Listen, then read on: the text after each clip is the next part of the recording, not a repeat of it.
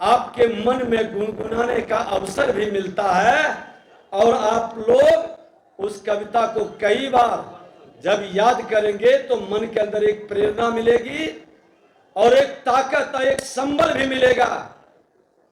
जिस दल को सींचने का, जिस फुलवारी को सींचने का उन्होंने काम किया था और उन्होंने अपने कवि हृदय के भाव को प्रकट किया था।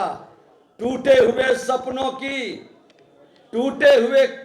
की कौन करे सिसकी, अंतर की चीर व्यथा पलकों पर ठिठकी, हार नहीं मानूंगा रार नहीं ठानूंगा, काल के कपाल पर लिखता मिटाता जाऊंगा, गीत नया गाऊंगा। अटल जी की ये वाणी हर कार्यकर्ता के मन में हताशा और निराशा को मिटाता है, विपरीत परिस्थिति को अनुकूल बनाने का वातावरण और ऊर्जा भरता है। और अटल जी, श्रद्धेय अटल जी जो जमीन से जुड़े लोग थे, उन्होंने कहा था कि राजनीति हम सत्ता के लिए नहीं करते हैं, राजनीति सुशासन के लिए करते हैं। 1984 में जब चुनाव हार करके आए थे, हम लोग कॉलेज के स्टूडेंट थे। बाढ़ जिला के अंदर भुवनेश्वरी कॉलेज के सामने डाक बंगला, छोटा सा परिसर, इतना बड़ा भी परिसर नहीं था। दरी बिछाया गया, माइक लाया गया और उन्होंने शुरू किया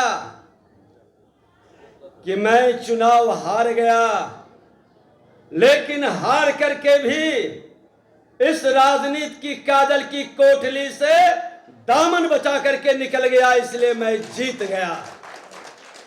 उनकी ही वाणी थी, कहे 400 चमचमाते डब्बे हैं, नए इंजन हैं, सभी चमाचम कर रहा है, लेकिन मुझे भय है कि इंजन में ब्रेक नहीं है।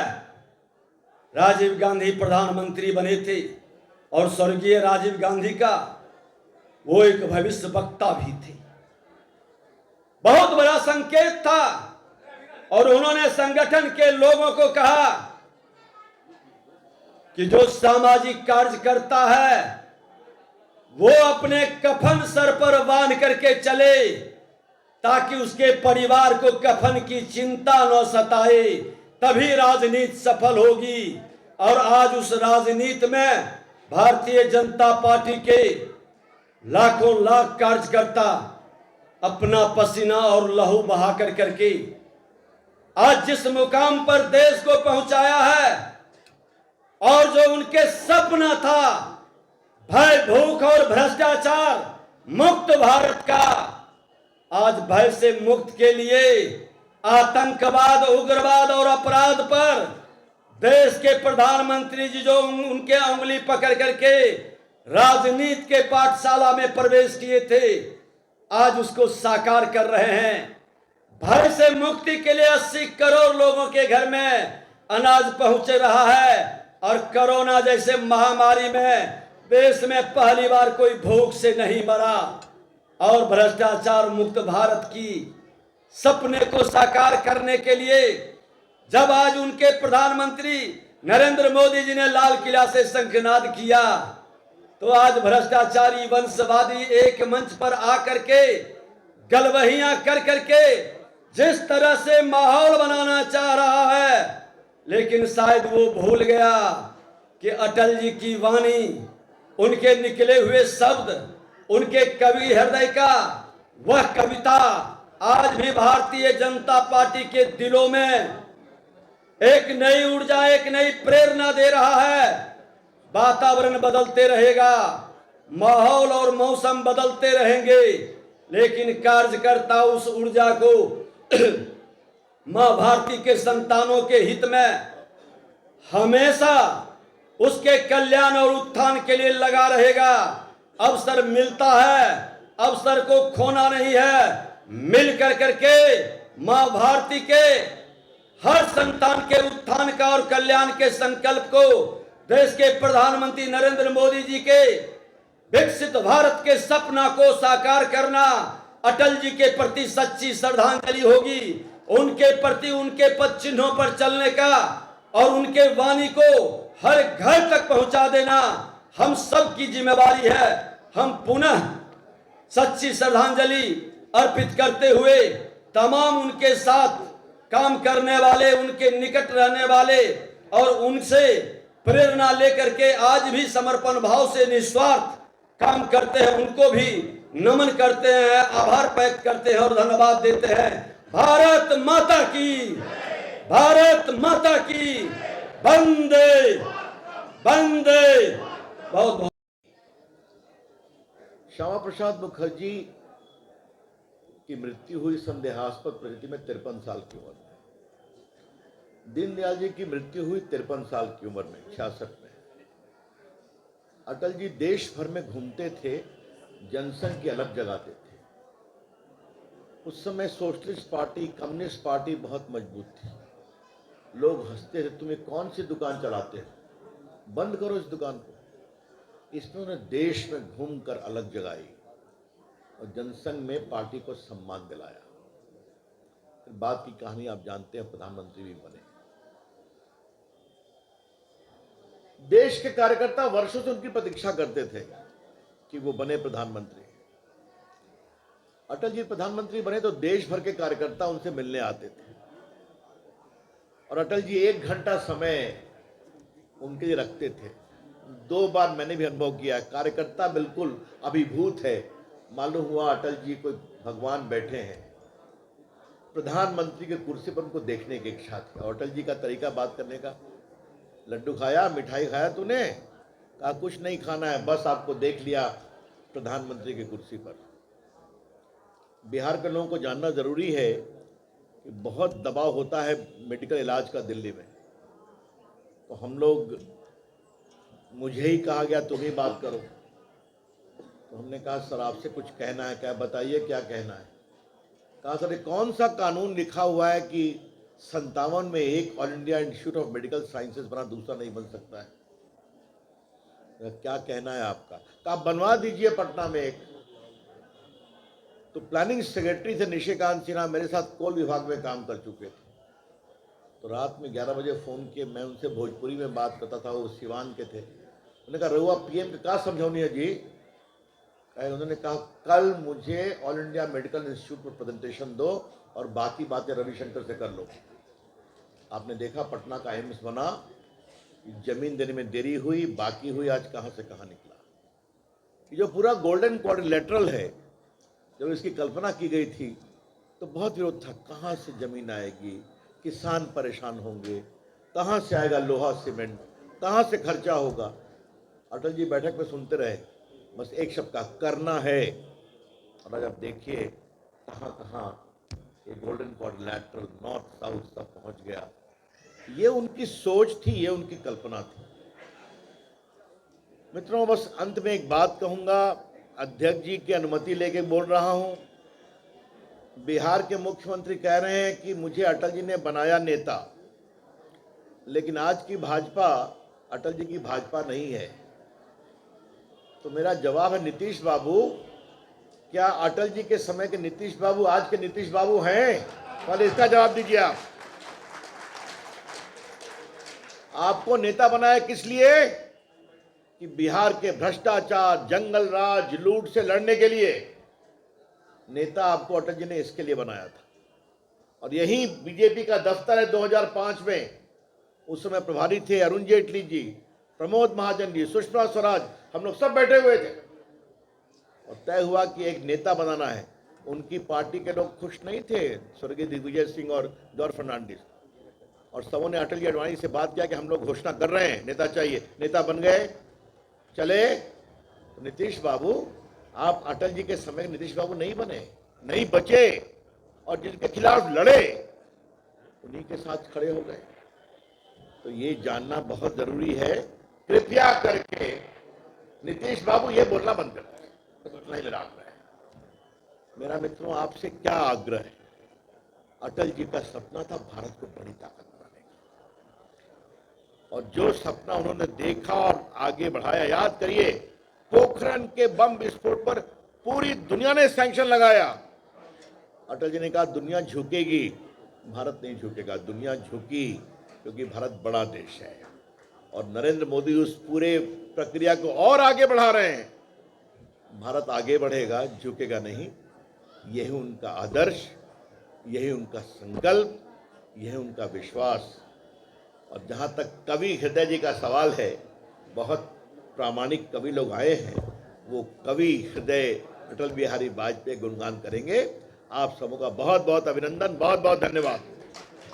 के कार्यकर्ता की दृष्टि से कई बार मुझे लगता है कि ये हमारा सौभाग्य है कि हम वो पीढ़ी है जिसने भारतीय जनता पार्टी के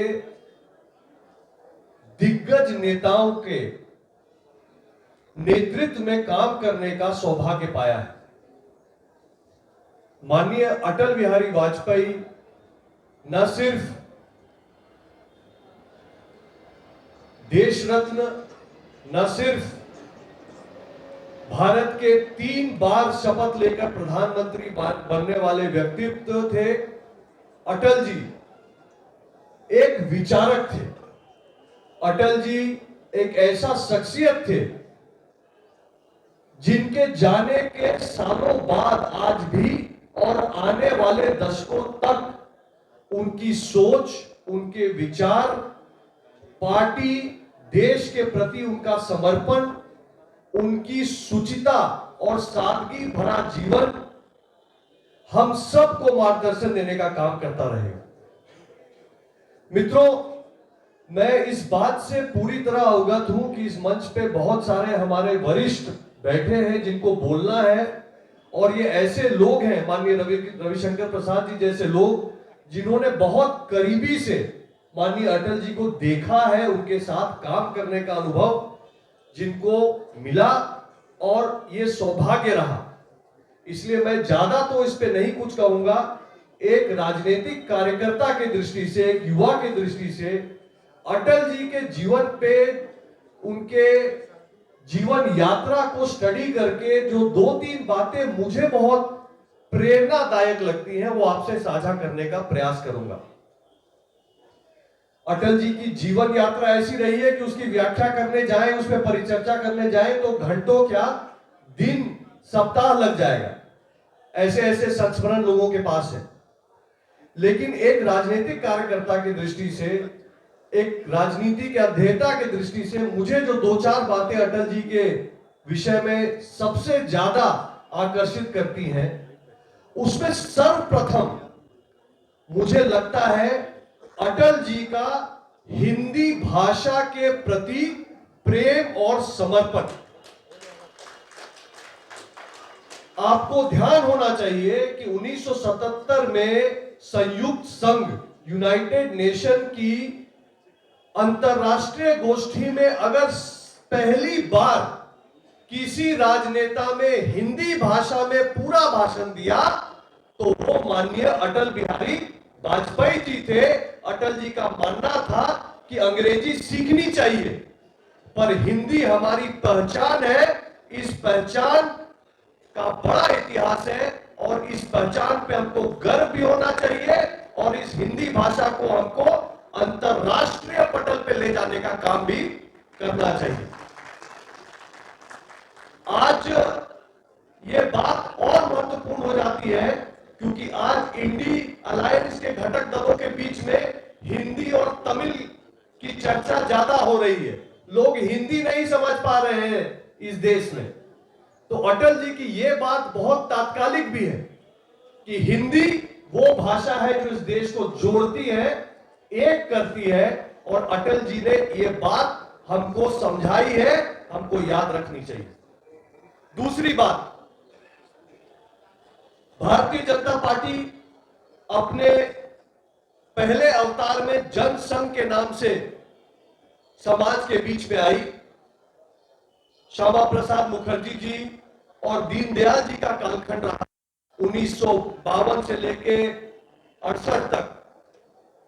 बहुत कम लोग इस बात को ध्यान करते हैं कि जब माननीय दीनदयाल उपाध्याय जी का असमय मृत्यु हुआ तो पार्टी की बागडोर को एक युवा व्यक्ति ने संभाला और उस संगठन का भार अपने कंधों पे लिया और उस कंधों को पे लेकर 1968 में आगे बढ़े अटल बिहारी वाजपेयी। अटल बिहारी वाजपेयी प्रधानमंत्री तो सब चर्चा करते हैं, पर अटल बिहारी वाजपेयी जो संगठक जिन्होंने 1968 में प्रथम बार जनसंघ की अध्यक्षता ली, पार्टी को 70 के दशक में इंदिरा गांधी जैसे प्रचंड नेतृत्व का सामना करते हुए अटल जी उस मंत्रिमंडल में शामिल हुए जब पहली बार जनता पार्टी की सरकार बनी।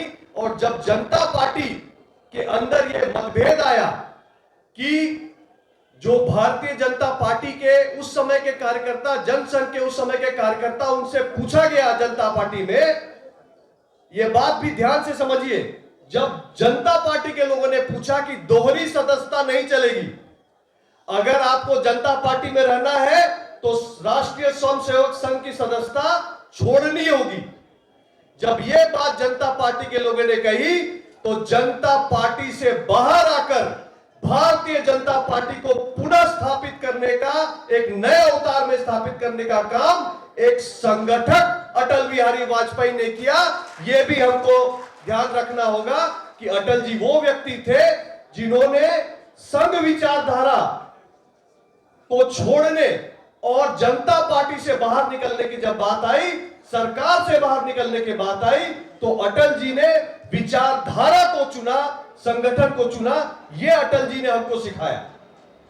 और तीसरी बात, अटल जी जब सरकार में आए तो अटल जी ने पहली बार सरकार के परफॉर्मेंस का मापदंड क्या बने, सरकार के करने की जो पद्धति है उसका मापदंड क्या बने, उसकी चर्चा की। और उन्होंने अंत्योदय के विचार को, दीनदयाल जी के अंत्योदय के विचार को सरकार के पॉलिसी मेकिंग की मुख्य धारा में लाते हुए उन्होंने कहा कि हमारी सरकार गरीब, ध्यान रखिए कि आज चौड़ी चौड़ी सड़क जो हमारे देश में बनी हुई है, सर्वप्रथम गांव को जिला केंद्र से जोड़ने के लिए, कस्बे को कस्बे से जोड़ने के लिए प्रधानमंत्री ग्राम सड़क योजना अगर किसी ने कल्पना की तो अटल जी ने की।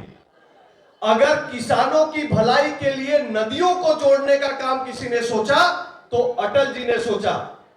अगर पूरे देश में हाईवे का जाल बिछाने की बात किसी ने सोची तो गोल्डन क्वाड्रिलैटरल नाम से पूरे देश में हाईवे बने, ये काम अटल जी ने सोचा। और सिर्फ ये काम नहीं, उस मोबाइल फोन क्रांति जो आई, आज जिस मोबाइल फोन के बिना हमारा जीवन नहीं चल सकता, ये मोबाइल फोन की क्रांति की नींव भी अटल बिहारी वाजपेयी ने अपने कालखंड में आज से 20 साल पहले रखी। तब जाके देश आगे बढ़ने के पोजीशन में आ पाया। ऐसे दूरदर्शक अटल बिहारी वाजपेयी, ऐसे मार्गदर्शक अटल बिहारी वाजपेयी, उनके बारे में चर्चा करें तो घंटों लग जाएंगे। मुझसे काफी सीनियर और अनुभवी लोग यहाँ पे मंच पे अपनी बातों को साझा करने के लिए बैठे हैं। इसका ध्यान रखते हुए मैं अपनी वाणी को विराम दूंगा। आप सबसे आग्रह करूंगा कि एक बार अटल जी के जीवन यात्रा को जरूर स्टडी करें और एक कार्यकर्ता भाव से आपको उससे बहुत प्रेरणा मिलेगी, उससे बहुत सीखने को मिलेगा, जो आगे भारतीय जनता पार्टी का भविष्य सुनिश्चित करने वाला है। इसलिए जरूर उस पर जरूर ध्यान दिया जाए। एक बार मेरे साथ दोनों मुट्ठी बांध करके बोलिए, अटल बिहारी वाजपेयी अमर रहे, अमर रहे, अमर रहे। अटल बिहारी वाजपेयी अमर रहे। धन्यवाद। मैं अपनी ओर से भारत रत्न परम पूज्य प्रातः स्मरणीय अटल बिहारी वाजपेयी जी की इस जयंती के इस कार्यक्रम में मैं उनको नमन करता हूं। माननीय प्रदेश अध्यक्ष श्री सम्राट चौधरी जी, माननीय प्रतिपक्ष के नेता श्री विजय सिन्हा जी, माननीय नागेंद्र जी, माननीय रविशंकर जी, माननीय धीराज सिन्हा जी, माननीय नितिन नवीन जी, संचालक राजेंद्र जी, उपस्थित सभी आदरणीय भाइयों बहनों, अटल जी जब स्वर्गलोक पधारे थे तो संयोग से मैं उस समय प्रदेश अध्यक्ष थे, माननीय नागेंद्र जी यहाँ संगठन महामंत्री थे। इसी तरह का मंच था जब 7 अस्थि कलश को भारतीय जनता पार्टी केंद्र की ओर से हम लोगों को दिया गया था और हम लोग की इच्छा थी कि अटल जी के इस अस्थि कलश को बिहार की सभी प्रमुख 8 नदियों में प्रवाहित की जाए और हम लोग को 8 अस्थि कलश मिला था। ऐसा ही मंच था, आंसुओं से भरी हुई वो आंखें और अटल जी से स्वीकार करती हुई प्रेरणाएं आज उस दिन को, इस दिवस पर याद दिला रहा है। बिहार के लाखों नर नारियों ने, भारतीय जनता पार्टी के कार्यकर्ताओं ने चारों दिशा में चलकर दिन रात प्रमुख नदियों में उनकी अस्थि कलश को प्रवाहित किया गया था और वह अस्थि कलश में उनकी अर्थी का एक एक भस्म यही कह रहा था कि भारत की मिट्टी में मिलकर जो उनकी इच्छा थी कि मिट्टी से बना हुआ यह शरीर, हमारा पंचतत्व का यह शरीर भारत की मिट्टी में, भारत की जल में विसर्जित होकर देश के कोने कोने में फैले। ठीक उसी प्रकार के उनके जीवन के एक एक अध्याय को और पन्नों को जब आप पलटेंगे तो जीवन के सारे दर्शन उनके जीवन के कर्तव्य पथ पर चलकर उनके द्वारा स्थापित क्रम, उनके कार्य, उनके जीवन के सारे उदाहरण एक एक संदेश और एक एक प्रेरणा आज भी दे रहा है। जनसंघ काल से लेकर दिन रात राष्ट्रीय स्वयंसेवक संघ के एक प्रचारक के रूप में जिन्होंने सारा जीवन अपना देश को समर्पित कर दिया, संगठन को समर्पित कर दिया और कांग्रेस के खिलाफ जिन्होंने पूरे देश में एकजुटता लाकर एक बड़ी ताकत विपक्ष को दी और अंत में जाकर खुद दिल्ली की सत्ता का, दिल्ली की बागडोर को उन्होंने संभाला और एक इस देश को सुशासन दिया, देश में विकास के रास्ते खोले, देश में गरीब कल्याण का काम किया। आज वैसे अटल बिहारी वाजपेयी जी, परम पूजनीय वाजपेयी जी के उस चिन्हों पर और पंडित दीनदयाल उपाध्याय के अंत्योदय के उस सिद्धांत को लेकर यूं कहे कि एक हाथ में अटल जी का आदर्श और दूसरे हाथ में पंडित दीनदयाल उपाध्याय जी का वह अंत्योदय